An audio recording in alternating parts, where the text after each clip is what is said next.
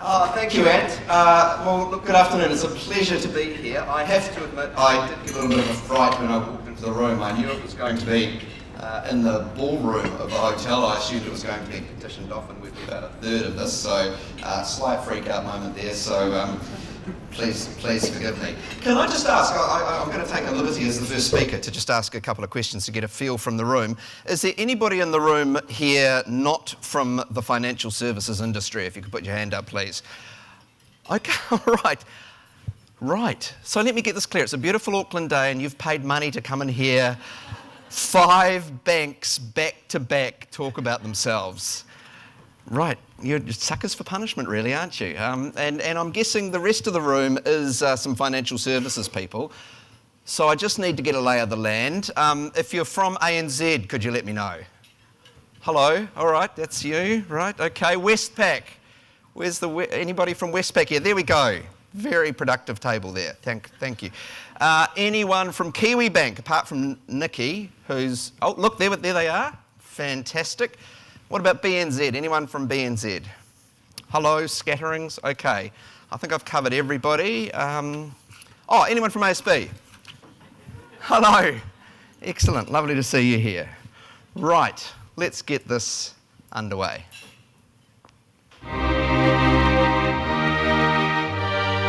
You know what time it is? Hip Operation Crew is in the house. Come on.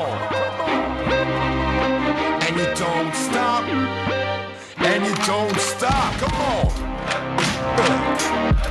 Yeah. Put your hands up. Up. Come on. Put your hands up. Up. Up. Up.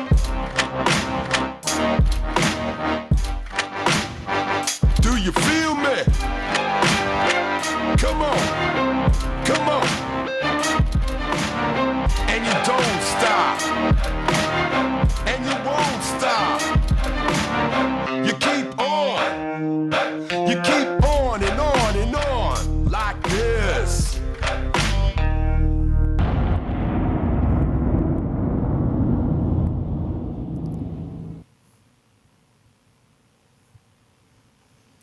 Okay, a little bit of an unusual start, I suspect you're thinking. But I wanted to play that clip for a couple of reasons. One, because I suspect most of you haven't seen it, unless you've got kids who have been in the stage challenge. And secondly, because I think it's an example of great content. And I believe that good content is going to be mission critical for all marketers going forward. I've spent, as Ant alluded to, the lion's share of my career in TV. And the cliched catch cry in the 90s for media companies and for TV broadcasters in particular was that content is king. And as we've seen media habits change and fragmentation occur in that industry, the content is king position has gone a bit quiet. In fact, we're observing a live situation now where some media companies can't actually afford the content that they need to play for their business model to work, let alone for that content to be the king. And I believe that the power base is shifting, and in 2014, content will actually be king for marketers. So when I worked in TV, and to a lesser degree now, while they said content was king, in reality, it was the programmers of the networks who were really the kings or queens of that content. And I worked with some of the best and worst programmers in television. And the worst, well, they were psychopathic narcissists who were addicted to ratings like a Class A drug. I worked with one guy who was so self-obsessed that he insisted that our agency suit accompany him in his car for a day as they drove around Auckland selecting billboards that they would use to launch the new season of programming in a couple of months' time. Now you might think, well, that's just a wee bit just obsessive, that's a little bit odd. What's so unusual about really being close to your tactical buying of media? I guess the difference is with this particular story, this particular programmer insisted that this event with his agency suit took place on Boxing Day. I kid you not. I think if he could have got away with doing it on Christmas Day, he would have. But the reason I tell you that story, and you might be sitting there thinking, what is the relevance of this? The reason I tell you this story is that I want you to remember that story, and I want you to remember what sort of content programmer you're going to be in the future. Because in the same way programmers were the kings or queens of content in TV, I believe marketers will be the content programmers of the future. Our jobs will be determining what content we need to tell our brand's stories. And our jobs will be around commissioning that content, overseeing the production of that content, the scheduling of that content and the channels and environments that it plays in order for us to maximise those results for the business and to tell the stories in a longer form of our brands. So in the same way that the daily ratings are the lifeblood of the TV networks and determine the success or failure of those businesses, I believe that brand content and brand stories and the way we tell those stories for our brands will have a really significant impact on the success of our businesses as brands. So what does that mean in practical terms? Are we walking away from traditional media? Well, in our case, not so much. TV is an incredibly powerful and impactful play in our media schedule, and it will continue to be. But there are some significant drivers that we're talking about that will actually really influence the way we do things. And these things that are absolutely core and foundational to the way we operate are relevant regardless of the content play. So let me talk you through these three drivers. The first one is this, simple and easy. Now we all know this. We all know that, simple and easy is critical in terms of the way we engage as marketers. And in banking, simple and easy is actually easier said than done, because we're dealing with really complex products and legals and complexity around all sorts of things in terms of the way we engage and communicate with our customers. But simple communication and easy communication in the way we engage with our customers is really key. And I want to give you just a couple of examples here, just in terms of some of the things that we've done to actually live that. So in product naming, we had a feature on our online platform called Fast Check, which was a way of simply paying someone electronically as a one-off payment that you don't want, a person you don't necessarily want to add as a bill payee.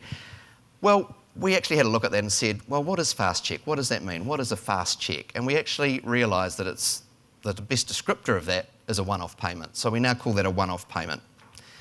True Rewards, our loyalty scheme, used to be a really complex formula where you'd have to sit down with a scientific calculator and work out the number of points as to whether that would convert into having as to whether that would convert into being able to buy the SodaStream machine that you thought you were able to get. So simplicity around the way we do that. And then less pressure and more positive. So the insight that money is complicated and is nothing new. We all stress about money. And we have a range of initiatives which help our customers remove that friction. So a commitment to financial literacy is a really key part of that. Our whole Succeed On proposition as a brand is about actually trying to be more positive and encouraging to help our customers succeed and do well around an issue that is complex and scary. We allow our customers to manually adjust their credit card limit online if they want to adjust the limit or either up or down in terms of the credit card limit that they have. We also deal with multiple devices. So we all know, and this is nothing new to any of you, that we're dealing in an age where consumers are active on multi-devices when they're engaging with media. 85% of New Zealanders claim to dual screen. I've got 3 teenage daughters. I know, I can see, you feel my pain. I don't need the stats to know that. They simply watch TV, and the interesting thing is that when they're watching a program on TV, their primary device is no longer the TV. Their primary device is actually their phone. Even though they're watching a program, the program is secondary to what they're doing in terms of their engagement on their primary device. So obviously, we need to engage with our... I'm getting the wind up here. I've only just warmed up. Really? Okay. We need to engage with those consumers in a way that relates to them in that multi-screen environment. Social media becomes their social life. And so as marketers, we need to engage with the influencers in that territory. And here is a couple of ways that we've done that. Greetings, recently. Bernard, and congratulations on that article. We must CC and BCC everyone with the news.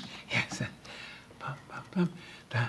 My good friend, Sally, I just wanted to commend you on your splendid head of hair.